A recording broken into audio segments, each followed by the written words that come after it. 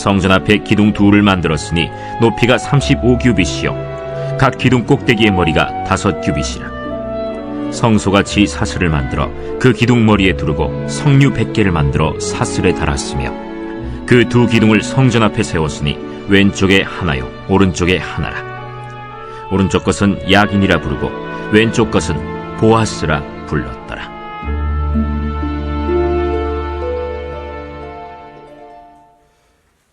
만리장성이나 콜로세움, 카이로 요새와 클루니 수도원처럼 중세의 세계 7대 불가사의라고 꼽히는 것 중에 하나가 그 이탈리아 서부 피사에 있는 사탑입니다. 피사의 사탑이라고 하죠. 그동안 이 탑은 계속해서 조금씩 기울어져 갔습니다. 그런데 더 오랫동안 보수 공사를 실시해서 이제는 더 이상 기울어지지 않는다고 합니다. 이 피사의 사탑이 기울어지게 된 것은 사실 부실공사의 결과입니다. 그 건물이 유네스코 세계문화유산으로 등재되고 세계적인 관광 명소가 되었다는 것은 참으로 아이러니한 일인 것이죠. 건물을 세울 때 가장 기본이 되는 것은 바로 기초공사입니다. 기초골조공사가 잘 돼야 건물이 튼튼하게 오래갈 수 있습니다. 그에 못지않게 기둥을 세우는 일도 중요합니다. 그런데 이 최근의 공사들을 보면 기초나 기둥을 세우는 일도 신중히 하기는 하지만 그보다 외형에 더 치중하는 것이 아닌가 하는 생각이 들기도 합니다. 보기 좋은 떡이 먹기 좋다고 하던가요? 포장이 좋아야 한다고들 생각합니다. 그러다 보니까 보다 더 거창하고 화려한 것을 추구하는 쪽으로 흘러가는 것처럼 보여집니다. 이러다가 뿌리 없는 나무처럼 한 번에 훅 하고 쓰러지게 될까봐 염려가 되기도 합니다. 기초와 기둥은 이렇게 건물에만 중요한 것은 아닙니다. 우리 삶에 있어서도 기초와 기둥은 중요합니다. 우리 교회도 마찬가지고 우리 신앙에도 큰 역할을 합니다. 그렇다면 오늘 우리에게 또한 우리 교회에 필수적으로 있어야 할 기초와 기둥은 무엇일까요? 역대하 3장에는 다윗의 유언에 따라 솔로몬이 성전을 건축하는 과정을 기록하고 있습니다. 사실 다윗은 생전에 하나님을 위한 성전을 정말 짓고 싶어 했습니다. 그런데 하나님이 허락하지 않으셨지요. 다윗은 자신이 하나님의 마음에 합한 사람이라 불렸던 것을 알면서도 마음대로 아무 것이나 다 할 수 없다는 것도 알고 있었습니다. 하나님께서 허락하지 않으시면 할 수 없다라는 것을 인정하고 있었던 것이죠. 다윗은 자신이 아니면 안 된다라는 그런 교만함에 빠지지 않고 하나님의 판단과 결정에 순종했습니다.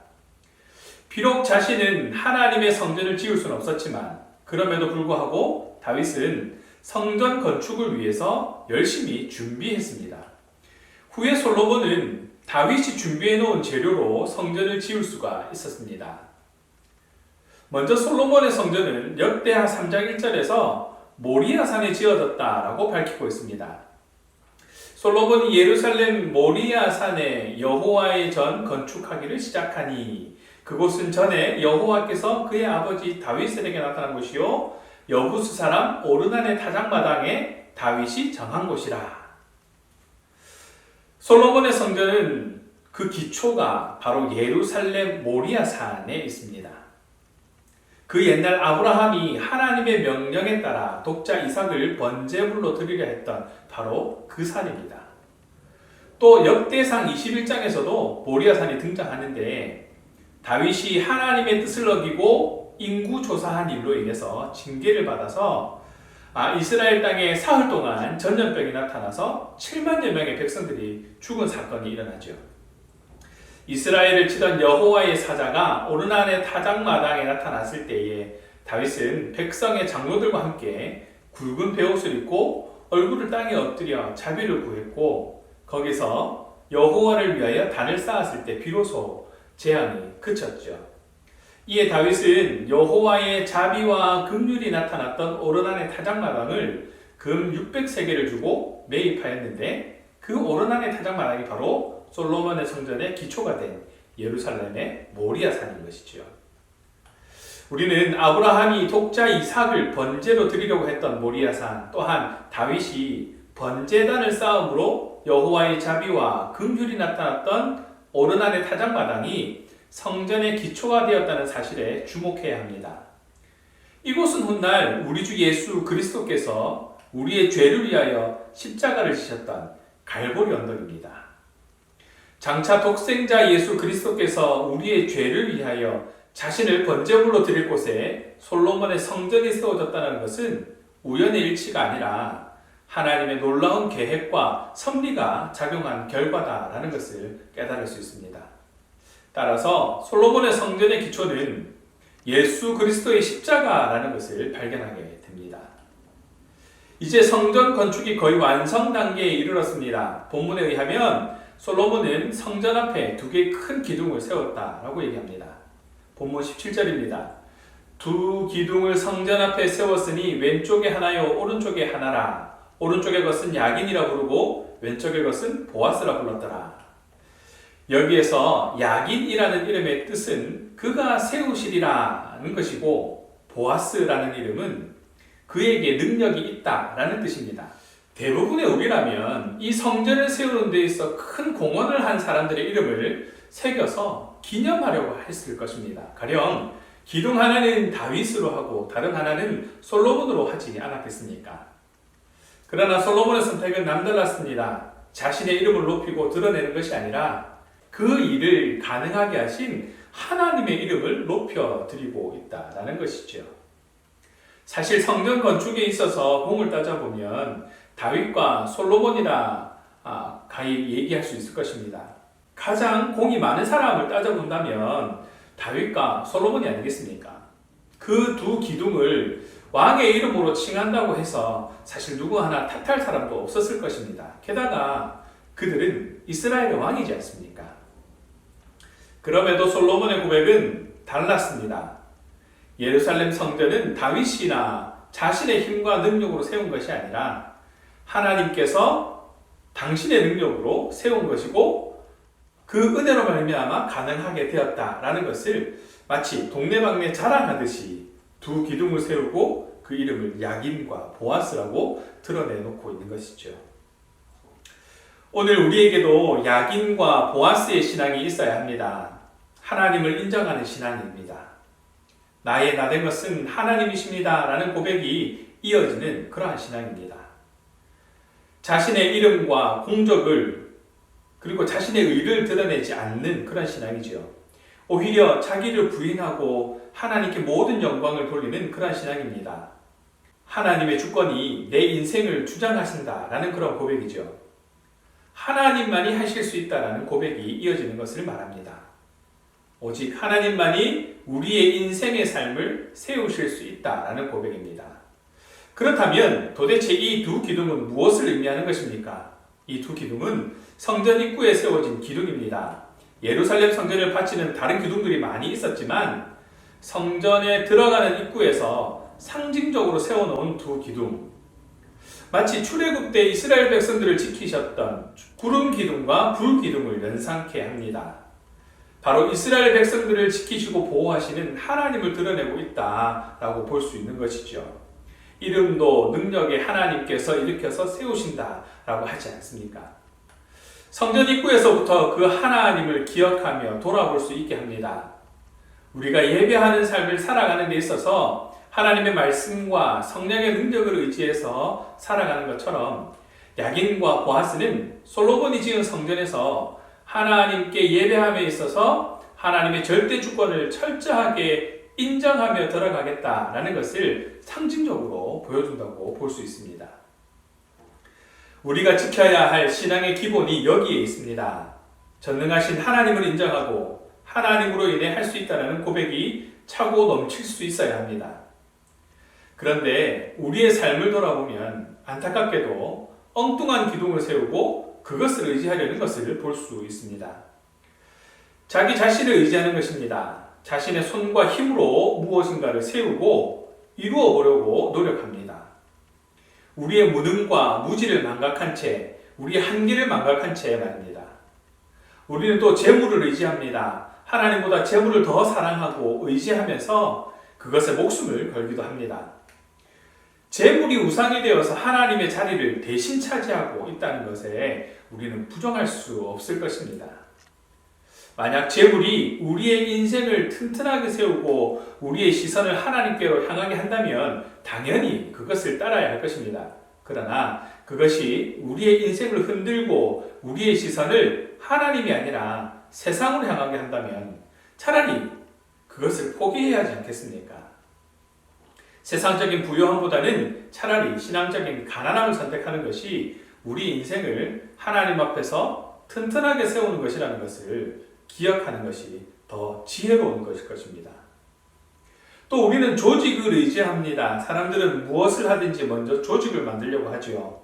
그리고 자신이 거기에 속함으로써 안전을 보장받으려고 하는 그런 심리를 드러냅니다. 그러나 그것 역시 우리의 인생을 튼튼하게 세울 수 있는 기초나 기둥이 되지 못합니다.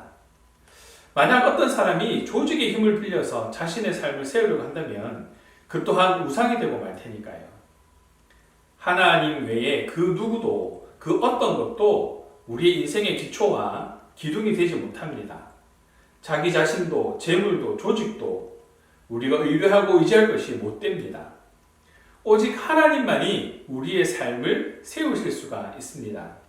그분만이 능력이 있습니다. 이제라도 우리는 자기 신앙과 삶 속에 가정이나 교회에 잘못된 기둥은 과감하게 뽑아버려야 합니다. 그리고 저가 세우시리라는 야긴의 기둥과 그에게 능력이 있다라는 보아스의 기둥을 세워야 합니다. 야긴과 보아스의 신앙을 가진 자가 많아질 때에 한국교회는 비전이 있고 소망이 있습니다. 이제는 우리의 삶과 신앙의 기초를 예수 그리스도의 십자가에 두고 그 중심에 야긴과 보아스의 기둥이 자리 잡게 되기를 간절히 소원합니다. 말씀을 정리합니다. 세 사람의 법칙이라는 것이 있습니다. 세 사람이 똑같이 말한다거나 똑같이 행동을 한다면 그 말이나 그 행동이 진짜라고 믿게 된다라는 이야기입니다.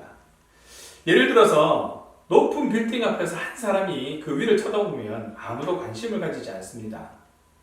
그런데 두 사람이 위를 올려다보고 있으면 가끔 관심을 보이는 사람이 나타납니다. 그런데 세 사람이 위를 올려다보고 있으면 지나가는 사람들의 대부분이 위에 뭐가 있나 싶어서 올려다본다는 것이지요. 올려다본다는 것이지요. 이것이 세 사람의 법칙입니다. 그리고 세 번의 법칙이라는 것도 있습니다. 세 번만 똑같이 말하면 사람들은 그 말을 진짜라고 믿게 된다라는 얘기입니다. 예를 들면 멀쩡한 친구한테 가서 너 어디 아프냐? 하고 물으면 처음엔 아니다라고 대답합니다. 근데 또 다른 친구가 야, 너 어디 아픈 것 같아 라고 말하면 이번엔 아니다라고 얘기하면서 자신의 이마를 한번 짚어보게 됩니다.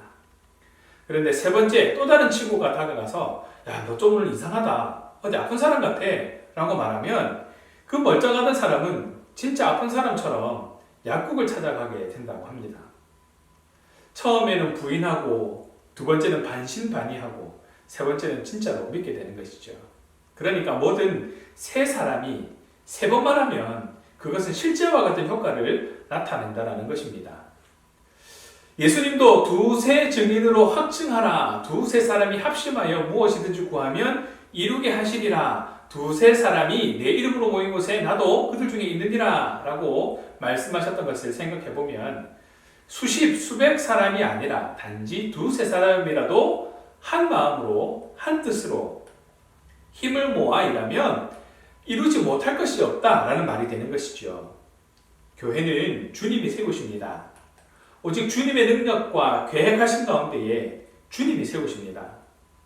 말씀과 성령의 인도하심을 바라보면서 삶의 중심을 하나님께 내어드리는 저와 여러분 되시기를 간절히 바랍니다. 그러한 사람 두세 사람이면 하나님께서 일하시는 것이 보다 확실하게 드러나게 될 것입니다.